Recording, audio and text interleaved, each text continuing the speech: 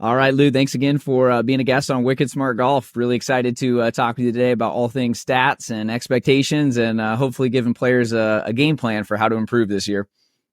Yeah, I appreciate the invite. Good to be here. Yeah, man, I know you have a massive following, so I'm sure a lot of listeners of the show are following you on Twitter, seeing your stuff on Instagram. So excited to kind of get into stats today, just because it is such an underused thing, in my opinion, to really figure out how to take your game to the next level. So before we get into all those stats, how'd you get into all this? This is such a unique kind of skill set, and you have a way of presenting numbers in a way that is very beneficial, I think, for the average golfer. But how'd you get started with all this? Well, one, I appreciate that. It's been, I guess, over 5 years now. 5.5 years ago, I started a blog on golf analytics. So I have a day job, and I've been working in analytics for a long time. I've been working in analytics since before they called it analytics. And I live in the Northeast, and I honestly wanted to kill some time in the winter, 5.5 years ago. And so I thought I'd start a blog on golf analytics. I had access to some data. I thought I had some things that might be interesting. I didn't know how many people would read it. I thought maybe a couple of my friends would read it that I golf with, because they were just tired of hearing me talk about all these things. And so I started it up, and then a friend of mine said, "You need to start posting some of this stuff on Twitter." And I'm not a social media person by any stretch. Like, prior to posting things about golf, like, I spent no time on social media, zero time. I had a Twitter account that was a couple of years old, but I'd never done anything with it. I didn't even go on Twitter to browse Twitter. Like, I didn't do anything. And so I started tweeting things out, and it got some attention. Then so many things have happened since then. It's been kind of a crazy journey. And now I get to have conversations with people like you. That's amazing, man. Well, it's so cool too, because you're helping so many guys and girls out there just like learn more about their game. And it's so cool because I'm obviously a writer. I just started publishing one day, and people started reading my stuff, and so I know what that's like. And I'm just so glad you did, because you have provided a lot of value. And I think that stats, to me, is kind of the hidden thing that's right there in front of you. And it's funny, when I actually look back, I was just recording the audiobook version of my book, and I have a chapter in there about expectations and stats. And I talk about, even in high school, which was 20 years ago for me, that was like one of my few memories that I had, was actually logging my stats. I was in a like history class, writing down fairways, greens, trying to figure out like, how could I get better? And, here we are 20 years later, we have a lot more data now. But why is stat tracking so important for the everyday golfer? Well, I mean, knowing nothing else about a golfer, and I'm assuming a lot of the people that listen to your show are going to be the typical golfer in the 10 to 15 index range. Knowing nothing else about them, I would be telling them you probably need to improve your ball striking if you want to get better. And that's a pretty good rule of thumb for us amateur players. But not everybody's created equal. And one of the things that's really important is to understand what your blueprint is as a golfer, what your fingerprint looks like as a golfer. And to give you a really good example of that, and I've given this example a few times before. Let's say you and I are both 10 handicap players, and we step on the first tee, and you're a 10 and I'm a 10, and we're going to play straight up. There's no strokes. But you are one of the best putting 10 handicaps out there, and I'm one of the worst putting 10 handicaps out there. There's going to be about 6 shots of skill difference in our putting between the two of us. Even though we're both 10 index players, we both putt very, very differently. You're an unbelievable putter, and you do not strike the ball very well. And I'm a horrific putter, but I strike the ball really well.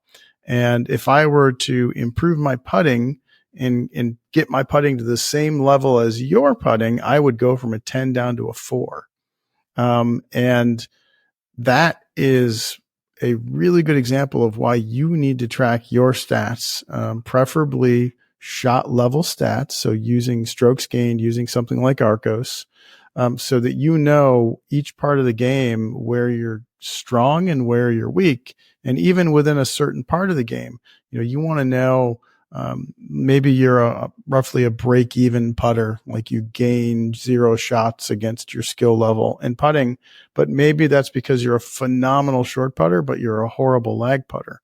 And so dialing in on those kind of things is really important. And knowing your stats allows you to work on the parts of the game that need the most work.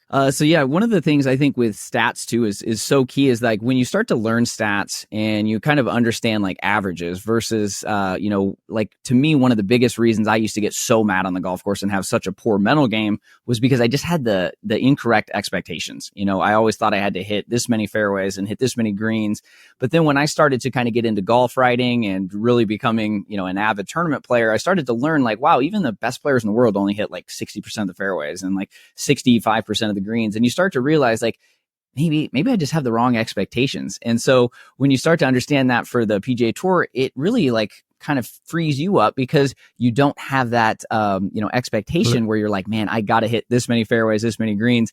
That's like a hidden benefit to me of kind of learning the numbers behind golf. Would you agree? Yeah, 100%. Managing your expectations is one of the things that I've written and talked quite a bit about. And I think sometimes people have a misconception. They think managing your expectations is lowering your expectations, and that's not at all what it means. Every single shot that you step up to, I want you to try as hard as you possibly can to execute that shot exactly how you want to. But you have to realize and understand that that's not always going to happen. It doesn't happen for the best players in the world. And so having expectations that are realistic for your skill level is really important. And that's why tracking stats can really help you to understand that. One of the common problems that amateur players have is they get a wedge in their hand, they're 100 yards in the fairway, and they think they should be hitting every green and knocking it close a good chunk of the time. And when they don't, they get upset. And if you were tracking stats, you would be able to quantify how good of a wedge player you are. And what I've seen happen is there are some players that they think that they are a really poor wedge player, but they're actually a fantastic wedge player. And because their expectations are so out of line when they hit a quote unquote poor shot, that does not meet their extremely high expectations, they start to get hard on themselves and they start to react to that. And ironically, that can start to hurt your game.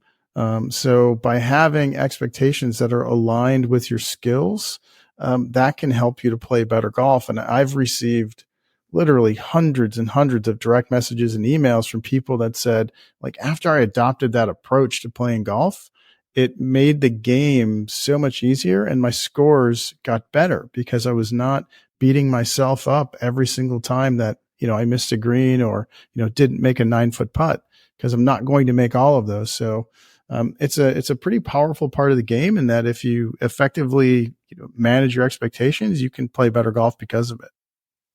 Yeah, it's funny. Like when I first learned that like 8-foot stat, like the PGA Tour is 50-50 from 8 feet. You're like, wow, how is that possible? These are the best players. They got putting coaches, custom fit equipment, and it just starts to reset your expectations. Because I know so many times early in my career, I'd throw a dart, I got 8 feet, I miss it, then I beat myself up, and it's just like knowing these things can really kind of just free you up a little bit. And you talked a little bit too about strokes gained. So before we kind of get into different areas of the game, can you explain strokes gained just for the people that maybe haven't quite understood it yet or just getting into stat tracking?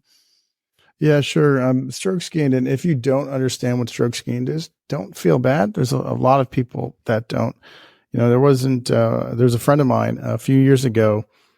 He's a fantastic player. He played Division I college golf. He's played in multiple USGA events.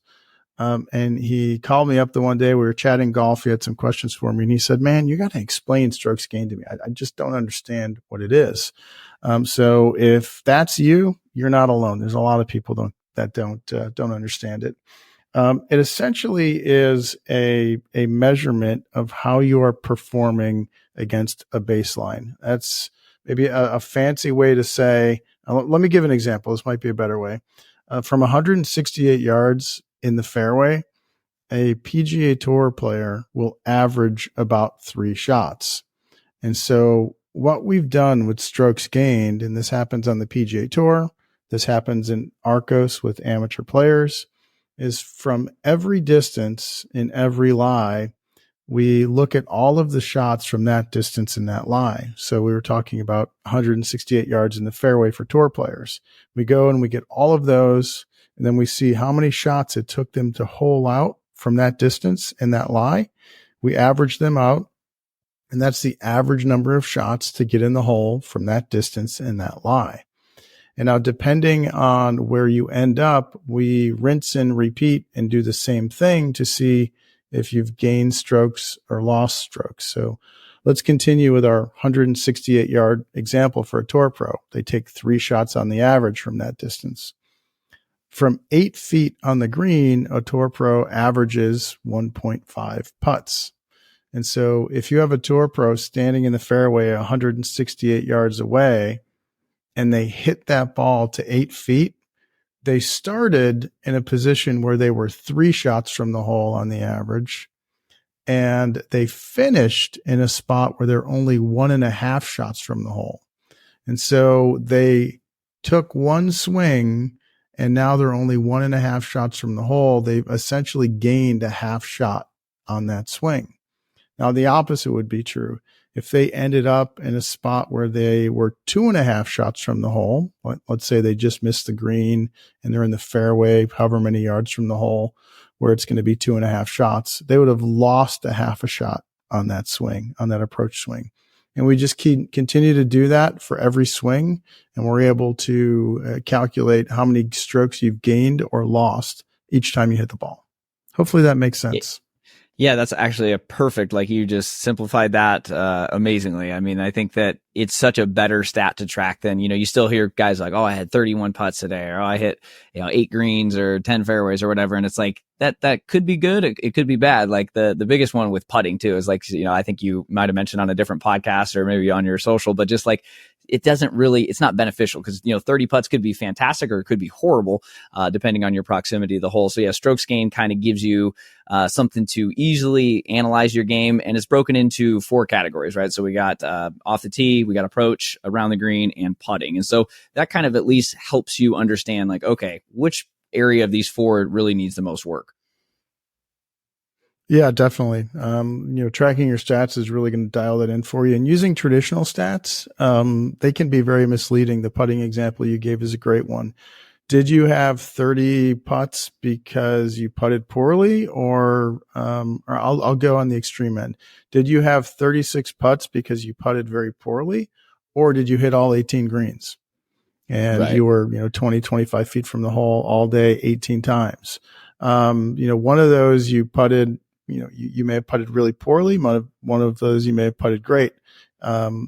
Give another example. What if you only had 27 putts that day? You can say, man, I putted lights out. You may have hit 2 greens that day, and you just chipped a lot of balls close, and you had a lot of 1 putts because you were putting from 3 or 4 feet, 5 feet all day.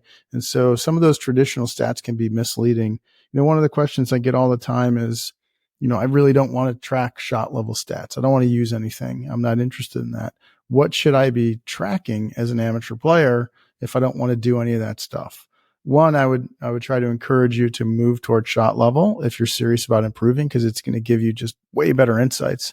But if you're just dead set against it, I would tell you need to start keeping track of tee shots that you keep in play.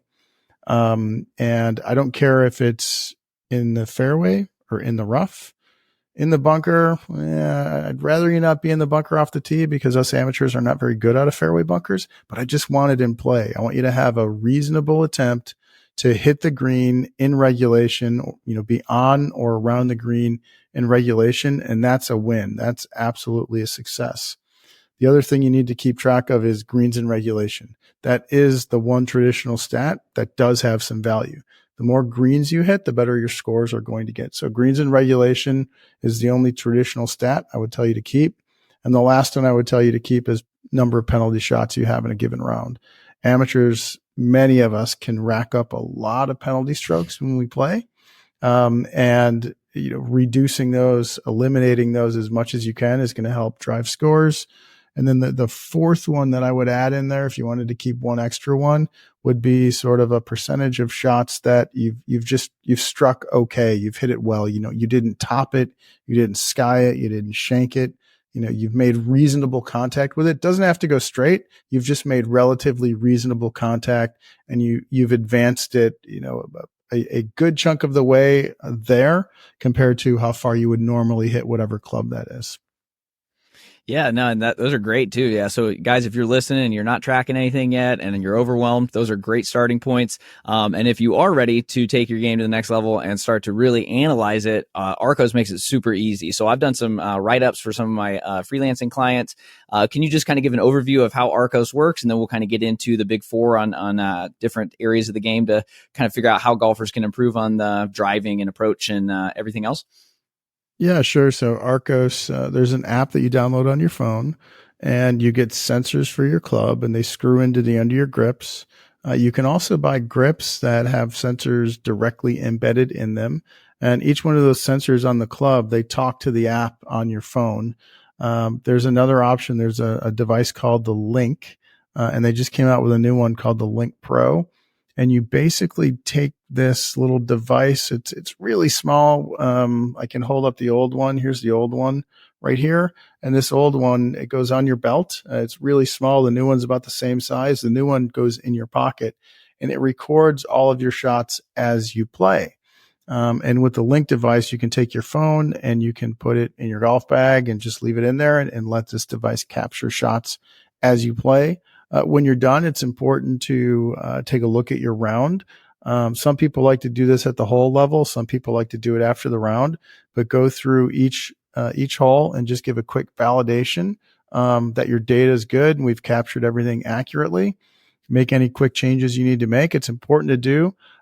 Make sure you're doing that validation step. The better the data is, the more accurate information you're going to get. And now you're going to be able to get a lot of different insights on your game to see what's working well and what is not working well, which can help guide how you practice. It can also be, informative if you're working with a coach, providing your coach this kind of information is extremely beneficial as opposed to what most coaches get, where, they get on the lesson tee and you can ask a lot of golf coaches and nearly every amateur will say, oh, I just want to be more consistent.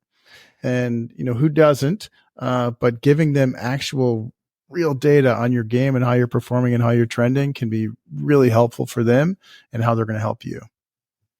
Yeah, and you guys really have made it like so easy. Like it's very impressive, and I think because that's a barrier, right? Some people don't want to like write down everything and then go into a different program and add it. Like you guys have made it as easy as possible. And we were talking before we hit record too. You guys have a massive data pool, which is what we say close to 800 million shots now. It's like 860 million shots. And to put that in perspective, ShotLink, which is what is used on the PGA Tour, they've been using that since 2004, capturing, every shot at the tournaments where they have ShotLink. They have 28 million shots, something like that. And Arccos is, going to pass a billion in the next few months, which is an incredible amount of shots. And for somebody like me, it's amazing. Yeah, that's heaven for you, having that kind of data. One thing too, actually, because I have posted a lot of your guys' stats that you do with Golf Monthly and stuff. I was just wondering, is it based on like the length of the course or the par of the course? How does that all factor in with all the data too? I'm not sure that I totally follow that. So like for example, are you talking about strokes gain numbers? Yeah. So like, for example, I did a Instagram post about the average scratch golfer, and it was an article you guys did. And I kind of listed off like, hey, they hit 259, 51% fairways. I listed off all the stats, and then people would comment back and be like, well, how long is the golf course that they're playing? So I just didn't know if that scorecard or that tee box they play, like how that factors into when you see stats, that are like shared in articles or stuff that you share online. Yeah. Well, really, yeah, it depends on the kind of stat that you're looking at and what you're talking about. Okay. Typically when depending on like what we're looking at, like the one you're talking about there, typically we would be showing something, tee shots with driver only, broken down by skill level. So these are only holes where somebody's hitting driver. And we can get more granular. And I've put stuff out in the past where, not every golf course is the same. So this isn't This isn't like basketball where every free throw in basketball is from exactly 15 feet to a rim that's 10 feet high. Golf is very, very different. And so sometimes there's, oh yeah, but my course is different. And that's true. And that's absolutely accurate. So I've done things like looking at, greens in regulation by the size of the green. If you play, there's 2 golf courses near me, probably the 2 closest golf courses to me, couldn't be any more opposite. One of them has pretty narrow fairways and super tiny greens, like Pebble Beach size greens. And the other one has massive fairways and massive greens. And so, when I go and play that course with massive greens and massive fairways, I hit a ton of greens. But I have a lot more 3-putts because I hit a lot of greens and I have a fair number of 70, 80-foot putts on those greens. As opposed to this other club with tiny greens, I can hit it just the same and hit a significantly less number of greens because of the size of the greens.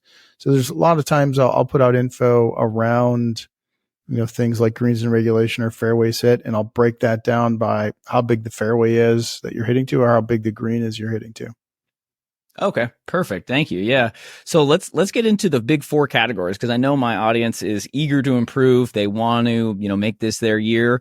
Let's start with performance off the tee. I've heard you mention how important it is to keep the ball in play. So really, what is the impact of distance and improving your strokes gained off the tee? Distance is really important. So there's 2 things you can look at in amateur stats, and you can get a really good idea of the skill level of the player. And that would be how far you hit the ball, and then how many greens in regulation you hit. And just looking at those 2 numbers, I can give you a pretty good indication of what your skill level is in golf. So adding distance is absolutely beneficial. Sometimes there's a little bit of chicken and egg there where, are longer players good because they're long, or are they long because they're good?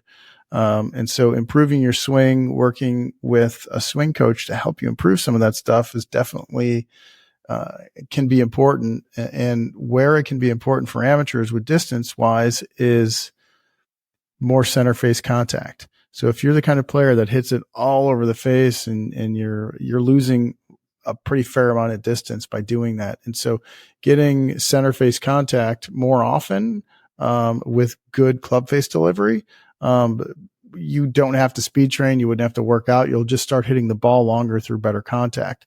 So that's one route. If you're somebody that hits it all over the face, there's probably a lot of chicken on the bone for you to get longer through better contact. If you're somebody that hits it pretty good, close to the center of the face, but you don't hit it very far, you might be someone that could go through speed training, use something like Stack System or Super Speed combined with a good workout program, from somebody like Mike Carroll. He's a really well-known online coach who works with tour players and works with amateur golfers, and it has an app around that. Dedicating yourself to fitness and speed training will pay huge dividend, because as you get longer, your scores are going to drop. I've done some analysis year over year, and players that increase their year over year distance by 10 or more yards. I don't have it in front of me, but I want to say like the average improvement was almost 2 strokes. And there were like 40-ish% of players that improved by more than 3 strokes by getting longer. So there's definitely low hanging fruit there for some folks to get longer. Yeah, it's speed training is amazing. I started a couple years ago. I haven't been as consistent lately. I'm going to get started with a new protocol here soon. But yeah, I mean, when I was swinging at 100 versus 110 to 112 now, I mean, it just makes such a big difference. I know there's some different stats out there, but it's like for every mile you get at least 2.5, 3 yards. I mean, that just makes such a big difference when your approach shots. You go from mid irons to wedges. And I believe you did some speed training too, right? You had a lot of improvement in your game following that and some workout training as well. Yeah, I several years ago, I first started speed training several years ago, and I was swinging 99, 100 at the time. And I got myself up to like 114, cruising at that speed. And Nice. speed is 100% a skill. and it's a skill that you can improve, and it's also a skill that you can lose. And so I stopped speed training as much, and my speed went down a little bit. And then last year, I had a high ankle sprain on my left side. Oof. And I basically lost all summer in 2023. And as I came back and was able to start swinging again, like my speed just fell off a cliff and it went down so low. So I recently started speed training again, and I see that speed coming back, but it's a huge help. And there's a lot of people listening that are probably swinging in the 93, 94, 95 range. If you can take that up to 101, 102, which is extremely achievable, like you are going to see massive gains in your game. Your scores are going to drop. It's going to be a big overnight improvement by adding that distance. Yeah, it really is astonishing. I mean, the speed training, all the devices that are out now and the programs, it makes such a big difference, and it's so much more attainable than, trying to get a six pack or get, in super good shape. That's going to take 6 months, a year. Like you can see results of speed training in like 8-12 weeks, right? When you're consistent, which is key. Yep. One thing too, I get a lot of pushback on with people when I tell them, hey, start speed training, is like, oh, I'm worried I'm going to hit it all over the place. I actually experienced the exact opposite. When I started swinging faster, I started hitting it straighter. What's your take on that, or what was your experience like? Yeah, I don't have a take on that. I actually have data on that. So I did, when I did the analysis with Arccos to see players that gain distance, players that gain distance, they were more likely to get straighter. There were very, very few players that got significantly wilder off the tee. So it's a huge misconception. And I did the same thing on the PGA Tour. So we have data going back to 1983, and I looked at the 200 players on the PGA Tour that had the biggest year-over-year gain in distance. And I removed people during the Pro V1 years, like when they switched to Pro V1 and they gained a pretty fair amount of distance overnight. I removed those players, and I removed players for injury when there was really well-known players that had injury.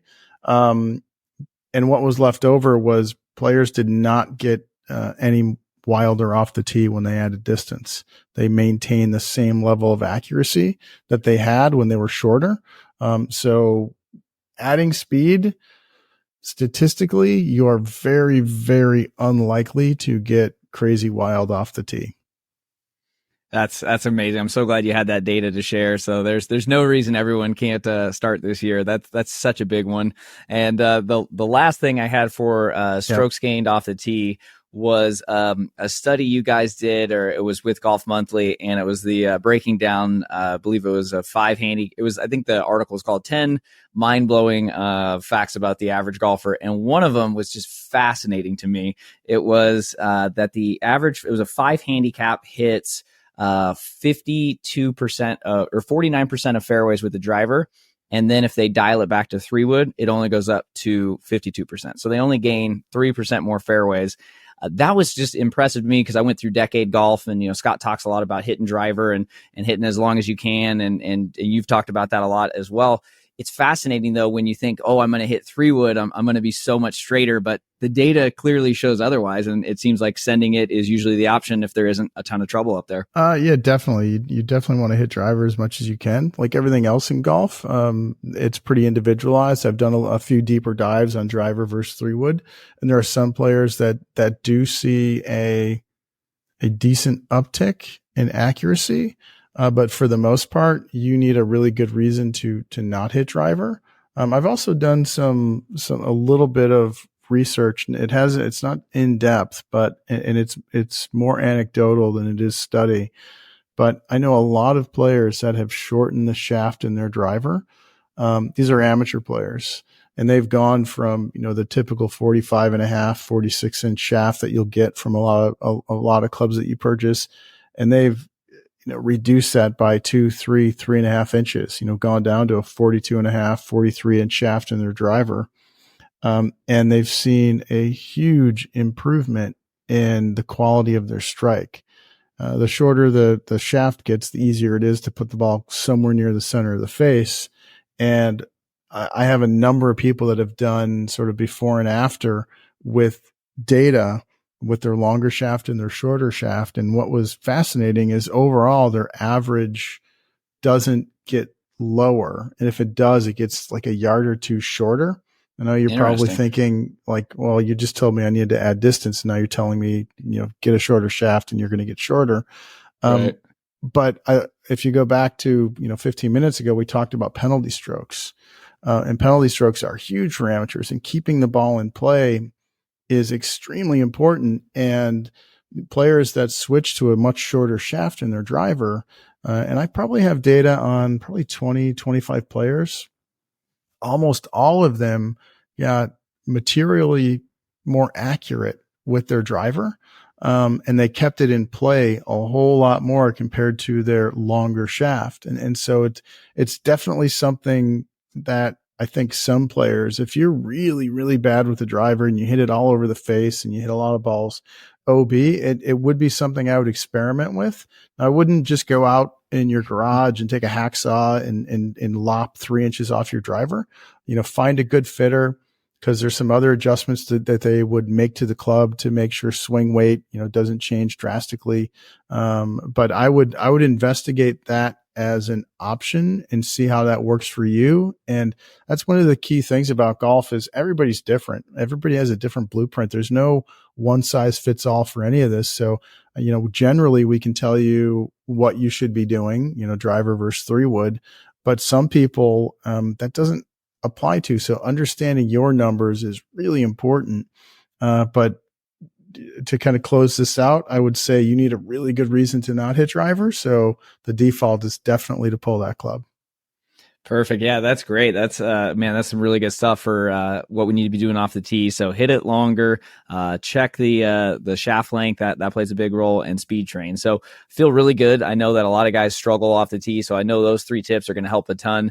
Let's get into approach into the green. I know you've talked like you said earlier, even if you're not tracking official stats and strokes gained, hitting greens in regulation is so important in determining your score. So where does like the breakdown happen too between like hitting in the fairway versus hitting in the rough? You see I remember when I was writing my book and reviewing the PGA Tour stats, like they're obviously hitting it farther from the rough, distance-wise, proximity to the hole. How does that relate to amateur golf? Are we just as good or bad as pros in that sense, or is hitting in the rough not as big of a deal? I'm going to say something here, and you're probably going to go, this guy's nuts. Why did I bring him on this show? Amateurs are better from the rough than tour players are. Wow. And I don't necessarily mean the way I said that. I say that to kind of get people's attention. Amateurs have less of a difference from the rough compared to the fairway than tour pros do. So let's say an amateur is at 150 yards in the fairway versus 150 yards in the rough. It fluctuates a little bit depending on handicap, and it changes depending on how far away you are from the hole. But roughly, amateurs are about 1/10 of a shot different between fairway and rough from the same distance. And tour players, they're about 1/3 of a shot difference between the fairway and the rough.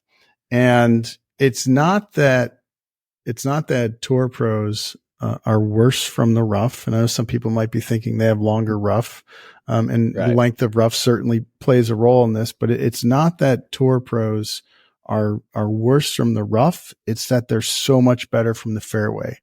Like when they can get the club on the ball, they can flight it how they want. They can control that trajectory. They can control spin. They know how it's going to react. And they benefit a lot from being able to hit a ball from a fairway lie. And us amateurs, we do not have the same benefit. So, the reason our difference between fairway and rough for amateurs is smaller is because we're not as good from the fairway as they are. There's some amateurs, depending on the course and the rough. There's some amateurs that are actually a little bit better from the rough than they are from the fairway, because their low point control isn't exactly, at tour level. Right. And when you have a ball perched up a little bit on the rough, your low point control can be a little off compared to a tighter fairway lie where, you hit 1.5 inches behind a ball on a tighter fairway lie. That's going to have a different outcome than if you hit 1 inch behind on, in wispy-ish rough where the ball's perched up. And so sometimes people are better off in the rough than they are from the fairway for amateurs, depending on the Yeah, swing and how they deliver the club. that's fascinating. Yeah, that's another eye-opening stat. And again, this is all easy to track too when you have Arccos, so you can judge like you can evaluate your performance in fairway versus the rough. Yeah, you can take a look at all of that and see how you're performing, see where you're doing well, see where you're not doing well. But at the end of the day, for us amateurs, we simply want to keep it in play. Keeping the ball in play, advancing it a reasonable way there. Like if you typically hit a club 150 yards, making sure you're advancing the ball 85% of the way there.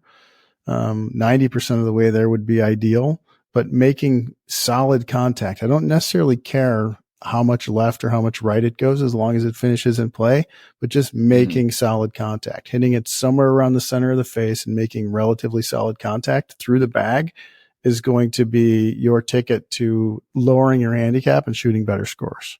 How important is it for amateur golfers to stay out of the sand? We stink from the sand for the most part. Fairway bunkers are very problematic for us. There's a big penalty for us going in the fairway bunker. So that's something you need to definitely avoid. And I would even say, like, there's a lot of instances where would we like to be in the fairway? Yeah, we'd like to be in the fairway. But if there's no trouble, and there's a bunker that's in play off of a tee shot, fairway bunker, have your target be well away from that bunker. We want to avoid that bunker at all costs, because we just do not perform very well from there. And greenside bunkers as well. Like us amateurs, we are very poor from greenside bunkers. And I don't have it in front of me, but I'm pretty sure like the delta, you take the same distance from the bunker versus the same distance from the rough. It's anywhere from a quarter to a third of a shot harder from the bunker for most amateur players than it is from the rough. Obviously we want to be on the green as much as possible, but us amateurs, probably the sweet spot of your audience, avoiding the sand is going to make the game a lot easier for you. So avoid that however you can, as long as you're not bringing other trouble into play. Like if there's a bunker up the right side and there's OB down the left, like, reloading is way worse than being in that fairway bunker. So just make sure you're intelligently kind of thinking your way around the course and picking targets appropriately. Yeah, I got to play wicked smart. It sounds like off the tee now, and I'm a +2, and I still have had some issues in the fairway bunkers, so I fully understand. So we're gonna try and avoid those, and we're gonna try and avoid the greenside bunkers too. What does your data have, or do you have any kind of just findings just about what we should do when we're around the greens? I always tell everybody putt if you can. I'm still putting all the time. Do you guys have any data about like putting versus chipping when you're around the greens? Yeah, I've done some pretty in-depth analysis on that in Arccos, and typically you want to get putter in your hand.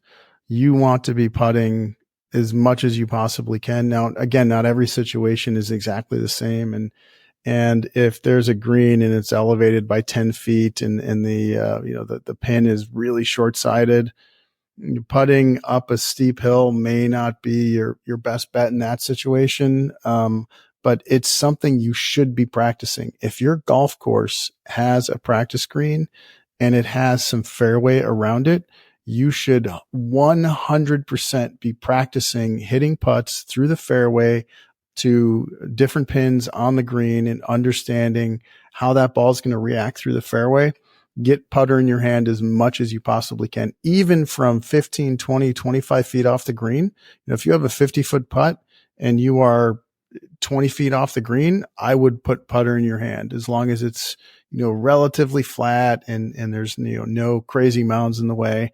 I would get putter in your hand as much as possible. Now, for somebody like you, such a really good player, as you start to get a little bit farther off the green, you are typically going to be a little bit better with a wedge in your hand than a putter. but it's really close. It's not a slam dunk. But for the rest of us, you want to putt as much as you possibly can. Yeah, I just, it's just the misses. It's just a game of misses, and your misses are so much better with putts. There's nothing worse than when you take a wedge and you got a sticky lie and you stub it, and all of a sudden you're like, shit, do I Yep. putt again or do I putt now? Like, I hate that. And yeah, sometimes you just get some weird lies, but man, I'm so glad you said that, and the data backs that up. So, what about putting? I know we have the data. so much we can talk one more about thing putting, on, but yeah.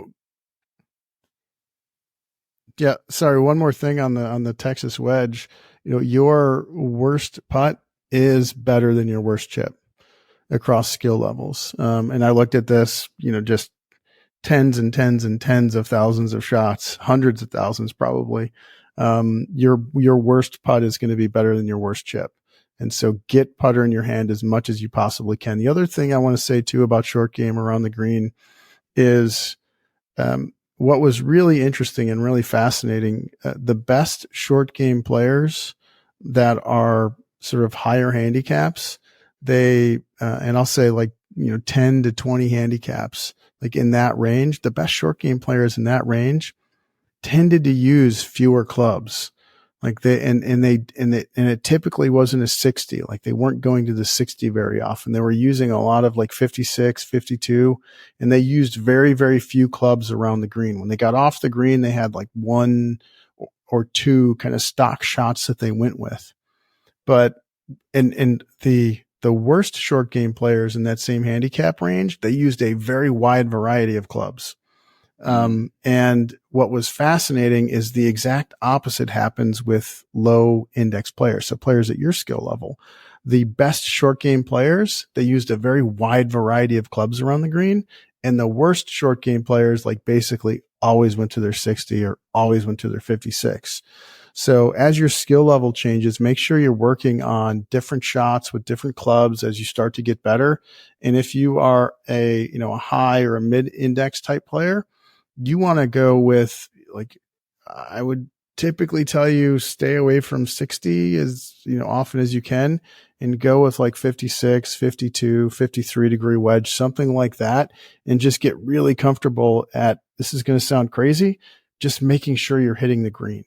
You want to make sure you hit the green. You do not want to dump something short or blade it long. Get it on the green, give yourself an opportunity to make a putt, and hopefully no worse than two putt. Yeah, the two chips, man, is just so frustrating. You're just like right there, and then all of a sudden you got a chip again, or you're on the fringe. You're just like beating yourself up, and there's not enough time to like mentally recoup sometimes because it's still your shot. You're flustered. So yeah, that's huge. I'm very glad you have all this data. Again, this is why I love Arccos. I love following you and all your stuff. This is just fascinating. So let's round it out with putting.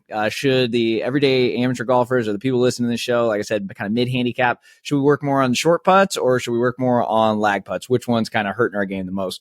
Again, and I hate to kind of go back to this, but it really depends on the player. Like I can find players at every skill level that are really good short putters for their skill level, and really poor lag putters, or vice versa. And so knowing what your issue is allows you to focus on that. And I would say as a default, speed control for amateurs is definitely something that's really, really important.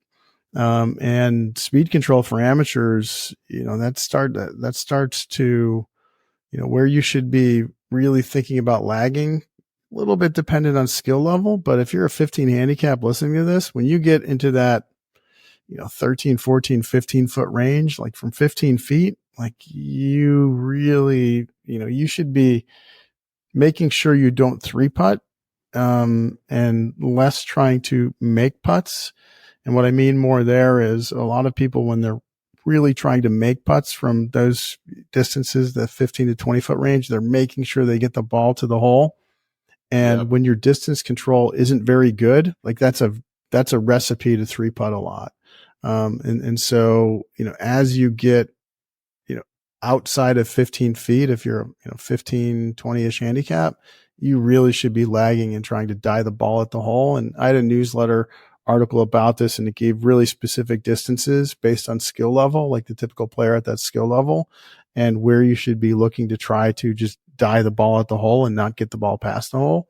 Now, once you get in close, like inside of 10, 9 feet, 8 feet, again, depending on skill level, like 95% of your putts should get past the hole, because you want to give those makeable putts a chance to drop. But when you get outside, you should be just trying to die the ball at the hole. Like never up, never in is a really bad concept for those longer putts. Oh man, now that's really good. I'm glad you were able to break that down for the there's nothing worse than three putting from inside 20 feet, and those hurt. Yeah. So yeah, that's Yes, they do. a good mindset. So before getting into my last question, I could talk to you all day, man. I have so many notes here I didn't even get to cover. Man, it's just so much fun. But before getting to my last question, what is the best place to follow you, connect with you? You just mentioned your newsletter. Please talk about that too, because I love getting those emails. I appreciate that. Yeah, so I do a newsletter once a week, a lot of different topics, deep dives, things that will hopefully help your game. You can go and sign up at loustagnergolf.com for that. And then you can find me typically on Twitter or X and at Lou Stagner. Those are the best two places. And then I host a podcast with a guy named Mark Crossfield and PGA Tour player Greg Chalmers called Hack It Out. And you can find me there as well. Yeah, man, you are all over the golf world. I love it. Thank you for sharing so much with us. And yeah, guys, I'll link to all that stuff down in the show notes. So make sure to follow, join the newsletter. Like I said, you're going to learn a ton and kind of reset your expectations. And for my last question, I know you had a good transformation. I guess it was before your injury there, but you went from an 8 to a 2, I believe. What would you say is like the number one thing that helped you get so much progress and really get to like elite amateur status? Well, I had been down near scratch for many, many years. So I never broke to the plus side. So I'm very jealous and envious of where you are. Best I ever was a 0.1, but I hovered in that range to like the 2.5, 3 range for a lot of years. And then, had a family and didn't play as much and the game kind of regressed. And then started really playing again, like 2016, 2017, 2018. And wasn't playing anywhere near as much as I did before, and then kind of got a little more serious about it and started to dedicate some time, practice a little bit more. But for me, I've always been a pretty horrible ball striker. And the way that I was able to go from 8 down to 2 and get back down low again was cleaning up ball striking, approach play, driver, keeping it in play off the tee. I had plenty of distance, but boy, I could hit it. If you had a house on the golf course, like it was in danger if I'm out there swinging driver. Need some golf insurance sometimes. Yeah, for sure. And so cleaning up ball striking was what really did it for me. And that made a huge difference and allowed me to kind of go, and get back down low again. I made some pretty big changes, worked with a guy named Jason Giesbrecht for a while, and now working with Mark Crossfield, my podcast co-host. And I put in, and I posted about this, I put in a ton of time making some changes, and the game regressed while I was doing that. So I started off, when I started working with Jason, I started off as like a 5, and then I went up to like an 8, 8.5. And there were some really dark moments in there where I thought, this is so hard, and this is not going to work, and I'm just getting worse. Let me just go back to the old way of doing things. And then it started to transfer. Like, so what was happening on the lesson tee, originally wasn't transferring to the golf course, and things were getting a lot worse, and the index went up, but then it started to transfer. And when it finally started to really click and I could take I was able to do off the golf course in a practice environment, and I could take that to the golf course and be comfortable with it, I saw like my index plummeted from, 8 something down to 2 something in legitimately like 6 or 7 weeks. Like it just fell off the face of the earth. But it wasn't 7 weeks to improve. Like it was 9 or 10 months of extremely hard work to get there. And then it all just kind of, the floodgates opened, but it was a ton of work. So anyone that's looking to improve, like I would tell you, for most of us, at least if you're like me and you sit behind a desk a good chunk of the day and you're not exactly an athlete, it takes a lot of work and it takes a lot of time. So don't expect to, to make one change and everything's going to be great, very quickly. It takes a lot of work. Yeah, no, that's it's so tough too when you're making changes because you'll start to see it, and then you'll have a good day, and then a bad day, and then all of a sudden Yep. you try and take it to the golf course, and it's like, oh man, what happened out there? So yeah, I'm glad you shared that. I think having that perspective, I think a lot of people always think you're making changes is easy, gaining speed, all these things we want to do. It takes time, and you got to have the patience. But clearly, it paid off, and hopefully, you got a plus handicap coming up in the near future. Man, I'd love to get there. It's one of the goals that I have is to get on the plus side at some point. Right now, it's a ways away, but we're going to keep grinding and try to get there.